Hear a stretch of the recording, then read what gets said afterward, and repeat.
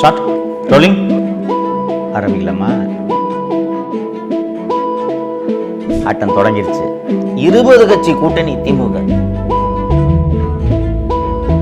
20 கட்சி கூட்டணின்னு சொல்லிட்டு இருக்கிற அந்த திராவிட முன்னேற்ற கழக கூட்டணியில ஒரு சீட்டுக்கும் 2 சீட்டுக்கும் சட்டையை கிழித்து கொண்டு 10 ரூபா ஒர்த்தான பில்டிங்க 1000 ரூபா கொடுத்து வாங்குற முட்டாளை எங்கேயாவது பார்த்துருக்கீங்களா? 300 கோடி ரூபாய் ரகசியமாக பணபேரம் பேசப்பட்டிருக்கிறது தெரியுமா? 9 மணி நேரம் சிபிஎம்மோட மாநில குழு விவாதம் நடத்துக்குங்க. அதிகாரத்தில் பங்கு கேட்குறாங்கன்ற போது மேடையில் இவனுங்களெல்லாம் கட்டி சுமக்கிறத ஸ்டைல பஞ்ச் டேகெல்லாம் பேசுவார். திமுக தாவேக, ஒன்னு டிவிகே இன்னொன்னு DMK. Stalin is more dangerous than Karunanidhi என்று புகழப்பட்ட ஸ்டாலின் ஆளை காணா. ஆனா 20 கட்சி கூட்டணி தலைவர் என்று சொல்லக்கூடியவர் விழி பிதுங்கிக் கொண்டிருக்கிறார். ஆரம்பிக்கலாமா? ஆட்டம் தொடங்கிருச்சு. பழைய வீடியோக்கெல்லாம் பார்த்துருக்கீங்க. பழைய வீடியோக்கள் நான் சொல்றது இந்த தமிழகத்தில் காப்போம் ரீசெண்டாக போட்டுருக்க வீடியோக்கள் கிடையாது. சவுக்கு மீடியாவில் பழைய வீடியோக்களை தேடி பாருங்க, இருக்கு, எல்லா வீடியோக்களும் இருக்கு. எனக்கு நினைவு தெரிஞ்சு ஒரு 6 or 8 months 8 மாதம் இருக்கும். கிட்டத்தட்ட ஒரு வருடமே இருக்கும் என்று சொல்லலாம். திமுக தோக்குது, திமுக தோக்குது, திமுக தோக்குது நான் உறுதியாக சொல்லிட்டு இருந்தேன். என் சேனலில் என்னோட வேலை பார்த்த நிதிஷ், மாலதி, அதற்கு முன்பு இருந்த லியோ, இவர்கள் எல்லாம் கூட அப்படி சந்தேகத்தோட மனசில் இருக்கிற விருப்பத்தை வந்து பொலிட்டிக்கல் தியரியாக பேசிகிட்டு இருக்கிறான் போல இருக்கு அப்படின்ட்டு நினச்சிருப்பாங்க அப்படின்ட்டு நான் நம்புகிறேன். எனக்கு சொன்னதில் சில ஷோவில் ஓப்பனாகவே சொல்லிட்டாங்க, சார் பெஸ்ட்டுக்கு பேசாதீங்க சார். நான் சொல்லியிருக்கேன். நான் எடப்பாடி பழனிசாமி என்பவர் எப்படிப்பட்ட அரசியல்வாதி என்பதை அவருடைய செயல்பாடுகளை எல்லாம் வச்சு தொடர்ந்து கவனிச்சுக்கிட்டு தான் நான் எனக்கு எடப்பாடி அவர்கள் கூட நேரடியாக அறிமுகம்லாம் கிடையாது, தனிப்பட்ட முறையிலையும் அறிமுகம் கிடையாது. உங்களைப் போலவே என்னைப் போலவே அரசியலை கூர்ந்து கவனிப்போம் என்ற முறையில் திரு பழனிசாமி அவர்கள் எப்படி ஒரு அரசியல்வாதியாக தன்னை தகவமைத்துக் கொண்டார்ன்றதை நான் தொடர்ந்து பார்த்து கொண்டு வருவதனால்தான் நான் உறுதியாக சொன்னேன், திமுக தோக்குது, அதிமுக கூட்டணி ஜெயிக்குது. இதை நான் சொல்லிக்கிட்டு நண்பர்களே, இப்படிலாம் நான் சொல்லிக்கிட்டு இருக்கும்போது எந்த மாதிரியான நிலைமை இருந்துச்சுன்னா, பிஜேபி, ஏடிஎம்கே இதை தவிர அந்த கூட்டணியில் ஆளே இல்லை, காத்து வாங்கின்னு இருக்குது. நான் அப்போ சொல்லும்போது எது திமுக தோத்துறோம், ஏடிஎம்கே ஜெயிக்குது அப்படின்னு நான் சொல்லும்போது பார்த்தீங்கன்னா அதிமுக ஒரு பக்கத்து இருக்கும், பிஜேபி ஒரு பக்கத்து இருக்கும், நயினார் ஒரு பக்கத்து பேசிகிட்டு இருப்பார், எடப்பாடி ஒரு பக்கம் பேசிகிட்டு இருப்பார். இவங்களை தவிர அந்த ஆளே இல்லை. எடப்பாடி தமிழகத்தை மீட்போம், மக்களை காப்போம் அப்படின்ட்டு ஒரு பிரச்சார கூட்டத்தெல்லாம் பேசிட்டு நல்ல கூட்டணி அமையும், நல்ல கூட்டணி அமையும்னு சொல்லிட்டு இருப்பார். அவங்க கட்சிக்காரங்களே நம்மள நிறைய பேர் தலைவர் ஏதோ நம்ம நம்பிக்கைக்காக சொல்கிறாரு போல இருக்கு அப்படின்லாம் நினச்சி கொண்டு இருந்தார்கள். இந்த பக்கம் என்ன நடக்குது அப்படின்ட்டு பார்த்தா 20 கட்சி கூட்டணி திமுக. உண்மையிலேயே அது மறுக்க முடியாத உண்மைதானே. அது கிட்டத்தட்ட 9 ஆண்டுகளை கடந்து ஒரே ஒரு கட்சி கூட அந்த கூட்டணியிலேருந்து வெளியில போல. உறுதியாக அந்த கூட்டணி நின்றது, நிற்கிறது இதுவரைக்கும். அண்ட் அந்த கூட்டணி உறுதியாக நின்றதற்கு ஒரு மிக முக்கியமான காரணமாக மக்கள் பார்த்தது, நாம் பார்த்தது என்னன்னா, திமுக ஆட்சியில் எவ்வளோ அநியாயங்கள்லாம் நடக்குதுன்றத தொடர்ந்து நான் பேசிக்கிட்டு இருக்கேன், பார்த்துருக்கேன். போராட்டத்திற்கென்றே உருவான கம்யூனிஸ்ட் கட்சிகள் கூட வாய்க்கிறக்காமல் மௌனமாக அமைதியாக, சரி சரி அங்கொன்றும் இங்கொன்றும் சில தவறுகள்லாம் நடக்குது, மற்றபடி ஸ்டாலின் சிறப்பாக ஆட்சி செய்கிறார், வலுவாக ஆட்சி செய்கிறார். நடுவில் வந்து இது வேற ஒன்று சொன்னாங்க, Stalin is more dangerous than Karunanidhi. அதாவது அவங்க அப்பாவோட மிக திறமையான சாணக்கியரான் ஸ்டாலின் அவர்கள். திரு ஸ்டாலின் யார் அவர்கள் என்பதை திரு பழனிசாமி அவர்களை எப்படி நான் அவதானித்து இவர் ஒரு சிறந்த அரசியல்வாதி என்பதை சொன்னேனே, அதே போல நான் திரு ஸ்டாலின் அவர்களையும் அவதானித்து இது ஒரு கட்டமைக்கப்பட்ட பிம்பம் அப்படின்றத நான் சொல்லிக்கிட்டே இருப்பேன்.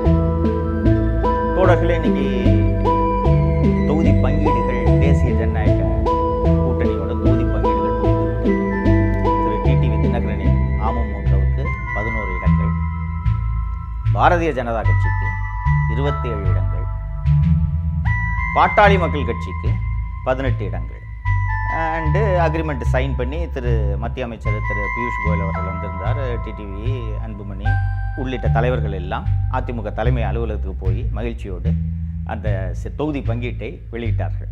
சரிங்களா? இந்த பக்கம் அதாவது உடைக்கவே முடியாது இந்த கூட்டணியை, வலுவான கூட்டணி, பிரம்மாண்டமான கூட்டணி, 20 கட்சி கூட்டணின்னு சொல்லிட்டு இருக்கிற அந்த திராவிட முன்னேற்ற கழக கூட்டணியில் ஒரு சீட்டுக்கும் 2 சீட்டுக்கும் சட்டையை கிழித்து கொண்டு அலையாத அளவுக்கான மோதல்கள், குற்றல்கள் அங்கே நடந்து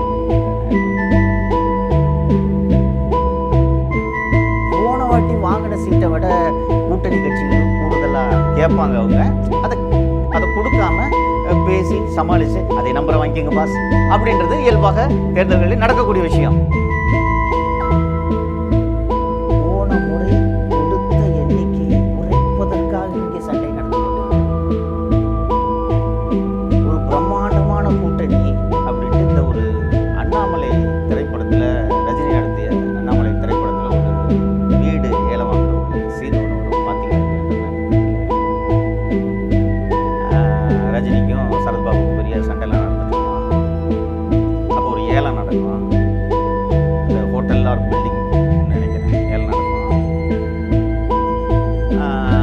ஏலத்தை அந்த அவங்க சரத்பாபுக்கும் ரஜினிக்கும் இருக்கக்கூடிய அந்த மோதலின் காரணமாக அந்த ஏலத்தில் ஏற்றி எல்லாரும் நிறுத்திடுவாங்க. கேட்குறத ஏற்றி கேட்டுட்டு இருப்பாங்க, மாற்றி 2 பேரும். கடைசியில் சரத்பாபு எப்படியாவது ரஜினி இதில் இந்த ஏலத்தில் வீழ்த்தி ஆகணும் அப்படின்றதுக்காக ஒரு உச்சபட்சமாக ஒரு தொகையை கேட்டு அந்த ஏலத்தில் ஜெயிச்சிடுவார். ஜெயிச்சோன்னா சரத்பாபுவுக்கு அந்த நம்ம எதிரியை வீழ்த்திட்டோம் அப்படின்ற அந்த பெருமை இருக்கும்.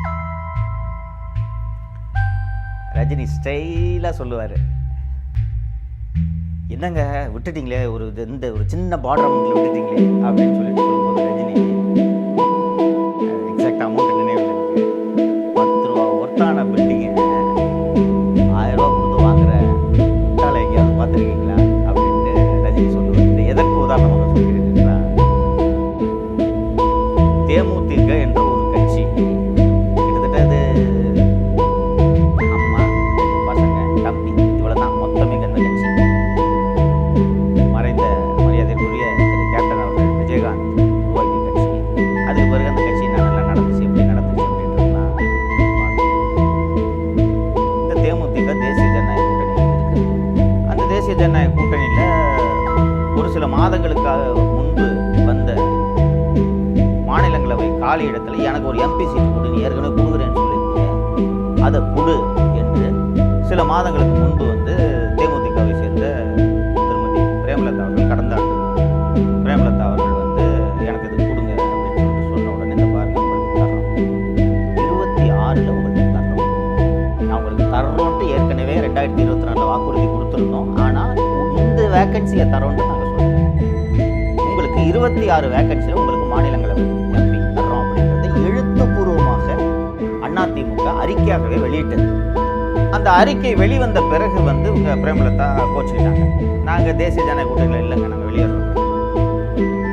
இல்லைங்க, அவங்க தான் தர்றேன்னு சொல்லியிருக்காங்களே, நாங்கள் எங்கள் கட்சியை கூடி முடிவு எடுப்போம், சொன்னவங்க காப்பாற்றணும், அவங்க காப்பாற்றலை, இப்போ கொடுக்க சொன்னால் அடுத்த வருஷம் தரேன்றாங்க என்று அறிக்கையெல்லாம் வெளியிட்டு ரொம்ப கடுமையாக பேசி கூட்டணி விட்டு வெளில போயிட்டார்.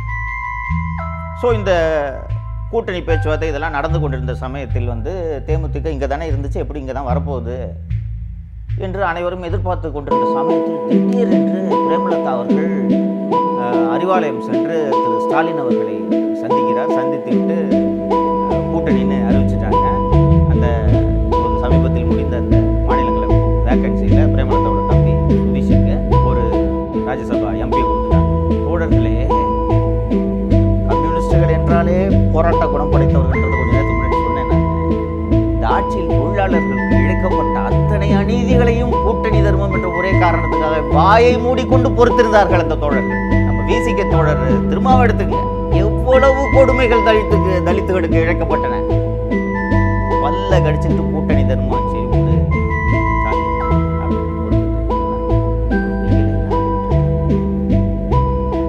இத்து போன கட்சி. இந்த கட்சிக்கு வந்த உடனே சிபிஎம்க்கு மாநிலங்களவை உறுப்பினர் கொடுக்கல, சிபிஐக்கு மாநிலங்களவை உறுப்பினர் கொடுக்கல, விடுதலை சிறுத்தைகளுக்கு மாநிலங்களவை உறுப்பினர் கொடுக்கல. கூடவே இத்தனை ஆண்டுகள் பயணித்தவர்களுக்கு நேற்று வந்த பிரேமலதா, அதாவது ஏடிஎம்கே போர்டிலிருந்து தூக்கிட்டாராம் பிரேமலதாவுக்கு ஒரு மாநிலங்களவை சீட்டு கொடுத்ததோடு இல்லாமல் 300 கோடி ரூபாய் ரகசியமாக பணபேரம் பேசப்பட்டது தெரியுமா? 300 கோடி பணத்தை கொடுத்து 10 சீட்டு தர்றேன்ட்டு ஒப்பந்தம் போடுற ராஜதந்திரி எங்கேயாவது பார்த்துருக்கீங்களா? அந்த தேமுதிக உள்ள வந்ததுனால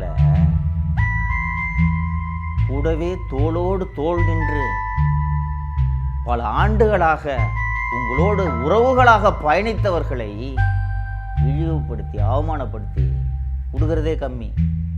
சிபிஎம்க்கெல்லாம் 10-12 சீட்டு கொடுக்கணும், விடுதலை சிறுத்தைகளுக்கு 15 கொடுக்கணும். ஏற்கனவே வாங்கிட்டு இந்த சீட்டில் ஒரு குறைச்சல் கட்டி உருண்டு சண்டை போட்டு 9 மணி நேரம் சிபிஎம்மோட மாநில குழு விவாதம் நடத்துக்குங்க. 5 ஒத்துக்கிறதா 6 ஒத்துக்கிறதா, எதுக்கு ஒரு சீட்டு? 5ஆ 6ஆ? ஆனா தேமுதிகவுக்கு 10 300 கோடியா? இன்னொன்னு ரைட், ஓகே, இப்போ தேமுதிக வருதுன்றது ஏதோ ஒரு புறமையில் பேசுறாரு கூட நீங்க நினைக்கலாம். தேமுதிக வருது, தேமுதிக வந்துச்சு. திமுகவுக்கு தேமுதிக வந்ததுனால ஒரு 50 சீட்டுல வெற்றி உத்தரவாதம் அப்படின்னு வச்சுக்கலாம். இந்த ரிஸ்க் எடுக்கலாம், சரியா? உறுதியாக சொல்கிறேன், தேமுதிக அந்த அளவுக்கு பொறுத்தெல்லாம் கிடையாது. நான் தான் சொன்னேன் தொடக்கத்திலேயே, அம்மா பசங்க தம்பி இவ்வளவுதான் மொத்த கட்சியும். சரி, இப்போ ஒரு 10 சீட்டு ஒதுக்குறாங்கன்னு வச்சுக்கோமே. இந்த 10 சீட்டை தேமுதிக தொடங்கிய காலகட்டத்திலிருந்து அந்த கட்சியில் இன்று வரை பயணிக்கக்கூடியவர்களுக்கு அந்த கட்சி கொடுக்கணும்னு நினைக்கிறீங்க? குடும்பத்தோட உட்காந்து ஏலம் போடுவாங்க, பாக்குறீங்களா? யாரு ஹையஸ்ட் அமௌண்ட்டை கொடுக்குறாங்களோ அவங்களுக்கு தான் தேமுதிக சீட்டு ஒதுக்க போகுது, பார்க்கலாமா? சரி, இப்போ திருப்பி சப்ஜெக்ட் வருவோம். இப்படி 20 கட்சி கூட்டணி, இந்த கூட்டணியை வெல்லவே முடியாது, இது பிரம்மாண்டமான கூட்டணி அப்படின்னு சொன்னாங்க. திமுக கூட்டணி தொகுதி பங்கீட்டை கூட முடிவு செய்ய முடியாமல், இழுபறியில் என்ன செய்வதென்று தெரியாமல் விழித்து கொண்டு இருக்கிறது. 6 மாசம் முன்னாடி வரைக்கும் காலியா கிடக்குதுங்க. யாருங்க வருவா அந்த பக்கம் கூட்டணிக்குன்னு சொன்ன அந்த ஒரு கட்சி மத்திய அமைச்சரை வரவைத்து, கூட்டணி கட்சி தலைவர்களை எல்லாம் வரவைத்து மிக மிக எளிமையாக அந்த தொகுதி பங்கீட்டை முடித்து அறிவிப்பு வெளிவந்தது, பார்த்திருப்பேன். இப்ப சொல்லுங்க சார், யார் சார் ராஜதந்திரி? காங்கிரஸ் கட்சி ஒரு 150 வருஷம் பழமையான கட்சி, முக்கியமான கட்சின்றதெல்லாம் மாற்றுக்கிறது இல்லை. ஆனா அந்த கட்சிக்கு ஒரு மாபெரும் செல்வாக்கு இருக்கிறதா அப்படின்னு கேட்டீங்கன்னா, இன்னொன்னு அந்த கட்சி ஒரு கட்சி கூட்டணிக்கு வருதுன்னா என்ன பலன் அதனால் அப்படின்றத யோசிக்கணும் இல்லையா? அதன் அடிப்படையில் தான் சீட்டு நம்பர் ஒதுக்கீடு எல்லாம் நடக்குது. காங்கிரஸ் கட்சியால திமுகவுக்கு என்ன பலன்? ஒரு தேசிய கட்சி கூட இருக்குதுன்றதை தாண்டி காங்கிரஸ் கட்சியால் திமுகவுக்கு என்ன பலன்? எவ்வளவு அவமானப்படுத்தினீங்க. அதிகாரத்தில் பங்கு கேட்குறாங்கன்ற போது வெளிப்படையாகவே மதுரையை சேர்ந்த திமுக பிரமுகர் ஒருவர் மேடையில் இவனுங்களெல்லாம் கட்டி சுமக்கிறதே வேஸ்ட்டுங்க, இவனுங்களுக்கு சேர்த்து நம்ம வேலை பார்க்க வேண்டியதா இருக்குங்க, பணமும் நம்ம செலவு பண்ண வேண்டியதா இருக்குங்க அப்படின்லாம் பேசுனாங்க இல்லைங்களா? அந்த கட்சியும் போராடி 28 சீட் அந்த கட்சி. பிஜேபி என்ற கட்சி தேசிய கட்சி, நாட்டை தொடர்ந்து 3வது முறையாக ஆளக்கூடிய கட்சி, இன்றும் மத்தியில் ஆளும் கட்சி. அந்த கட்சிக்கு 27 இடங்கள் ஒதுக்கப்பட்டிருக்கிறது. ஆனா நீங்க காங்கிரஸ்க்கு 28 நேற்று வந்த பிரேமலதாவுக்கு 10 தர்றேன்ட்டு வாக்குறுதி அளித்து மீதம் இருக்கக்கூடிய கட்சிகளில், மீதம் இருக்கக்கூடிய கூட்டணி கட்சிகளுக்கு எத்தனை இடங்களை கூட கொண்டிருக்கிறீர்களே, ஸ்டாலின் சாணக்கியரா எடப்பாடி சாணக்கியரா? இப்போ 6 மாதம் முன்னாடி நான் அதிமுக ஜெயிக்கும்னு சொன்னேனே, இப்போ அதுக்கு திருப்பி போவோம். யார் ஜெயிப்பா? தேசிய ஜனநாயக கூட்டணி தொகுதி பங்கீட்டை அறிவித்த போதே பாதி தேர்தலில் அது வெற்றி பெற்று விட்டது. இதெல்லாம் நடக்கும் என்று நான் நம்பினேன்னா விருப்பம் இல்லை, அரசியல் புரிதலின் அடிப்படையில் நான் சொன்னேன். இந்த சண்டை நடக்கும், இந்த சிக்கல் நடக்கும்ன்றதை நான் எதிர்பார்த்தேன். திமுகவில் அவ்வளோ ஈஸி கிடையாது. திமுக இருக்கக்கூடிய கூட்டணி கட்சிகள் எல்லா கட்சிகளுக்கும் திமுக ஜெயிச்சது நம்மளால தான்றது தெரியுமா தெரியாதா? நம்பிக்கை இருக்குமா இருக்காதா? இன்னொன்று, இந்த 5 ஆண்டு அவல ஆட்சியில நீங்க பண்ண அநியாயத்துக்கெல்லாம் நாங்க முட்டு கொடுத்துருக்கோம், ஒரு 2 சீட்டை கூட கூடியா அப்படின்ட்டு கேட்கறதுல என்ன தப்பு? அதனால கண்டிப்பா கேட்பாங்கன்றதை நான் எதிர்பார்த்தேன். அதே போல் நடக்கிறது இந்த பக்கம். அதாவது ஆளே இல்ல, காலி, தேரவே தேராது. அதுவும் இன்னொருத்தர், ஒரு சினிமா நடிகர் ஒருத்தர் இப்போ கட்சி ஆரம்பிச்சுட்டு சுத்தி நிற்கிறாரு. நான் தான் ஜெயிப்பேன்னு சொல்லலாம், அதுல ஒன்றும் எந்த தவறும் இல்லை. போட்டியே அவரு கட்சிக்கும் திமுக மட்டும்தான். ஸ்டைல பஞ்ச் டயலாக்லாம் பேசுவாரு. திமுக தாவேக்க, திமுக தாவேக்க. அப்ப அந்த ஏடிஎம்கேன்னு ஒரு கட்சி இருக்குன்னா அது கட்சியே கிடையாது அவரை பொறுத்த வரைக்கும். அந்த கட்சி கூட்டணி பேசி முடிச்சு இன்னைக்கு பிரச்சாரத்தை தொடங்கிருச்சு. திமுக தாவேக்கன்னு பஞ்ச் டயலாக் பேசினவரு வேட்பாளருக்கு ஆளை தேடி நிற்கிறாரு. அவரை பத்தி இன்னும் நிறைய பின்னாடி பேசுறேன் நான். இப்போ திருப்பி இந்த திமுக கூட்டணி வருவோம். இப்போ யாருங்க அரசியல் தெரிந்தவர்? யார் ராஜதந்திரன்? கிட்டத்தட்ட 20 நாளா கட்டி உருண்டுட்டு இருக்கீங்க. என்ன நடக்குது அந்த கேம்ப்லன்னே தெரியல. ஏடிஎம்கே கேம்ப்ல உள்ளபடியே யாருக்கும் தெரியல. எனக்கு தெரியும், எனக்கு தான் அங்கே இருக்க முக்கிய தலைவர்கள் எல்லாம் நண்பர்கள் ஆயிட்டுற. எனக்கு இது இப்படி தான் முடிய போகுதுன்ட்டு நான் எதிர்பார்த்து கொண்டிருந்தேன். ஆனால் பத்திரிகைகள் எழுதிச்சு பாருங்க, எடப்பாடி டெல்லி சென்றார், கூட்டணி நடக்கவில்லை, 70 சீட்டுகள் கேட்கிறது பிஜேபி, கட்சியை அடமானம் வைத்து விட்டார், நடக்காது கூட்டணி, வரப்போது பிஜேபி ஆட்சி தான், கூட்டணி ஆட்சி தான், டிடிவி தினகரன் ஒரு நாளும் வரமாட்டார். ஒரு நல்ல பொசுக்குன்னு கூப்பிட்டு, எப்பா மதியம் 12 மணிக்கு பிரஸ் மீட்டுப்பா அப்படின்னு எம்ஜிஆர் மாளிகை எல்லாத்தையும் வர சொல்லி டக்குனு கூப்பிட்டு எல்லாம் முடிச்சுட்டு போய் சந்தோஷமா சிரிச்சுக்கிட்டு ஜாலியா பேட்டி கொடுக்குறாங்க. இரும்புக்கரம் கொண்டு தமிழகத்தை ஆளக்கூடிய Stalin is more dangerous than Karunanidhi என்று புகழப்பட்ட ஸ்டாலின் ஆளை காணா. இதுக்குதான் ஆரம்பிக்கலாமான்னு சொன்னேன். ஆரம்பிச்சிருச்சா? இதுதான் அரசியல், குறிப்பாக இதுதான் தேர்தல் அரசியல். தேர்தல் அரசியல் ஒரு பெரிய கலை. என்ன, எல்லோருக்கும் எளிதாக கைவந்து விடாது. எடப்பாடி பழனிசாமி அவர்களுக்கு கை வந்திருக்கிறது என்று நான் நம்பியதால் தான் எடப்பாடி பழனிசாமி மீண்டும் வெல்வார் என்று நான் சொன்னேன். அவருக்கு இது கை வந்திருக்கிறது, கை வந்து விட்டது என்பதை கூட்டணி பங்கீடு, தொகுதி பங்கீட்டின் மூலம் அவர் நேற்று தெள்ளத் தெளிவாக முடிவு செய்திருக்கிறார், அறிவித்திருக்கிறார். இந்த தொகுதி பங்கீட்டின் மூலம் தெள்ளத் தெளிவாக அவர் இதை நிரூபித்திருக்கிறார். ஆனா 20 கட்சி கூட்டணி தலைவர் என்று சொல்லக்கூடியவர் பிதுங்கிக் கொண்டிருக்கிறார்.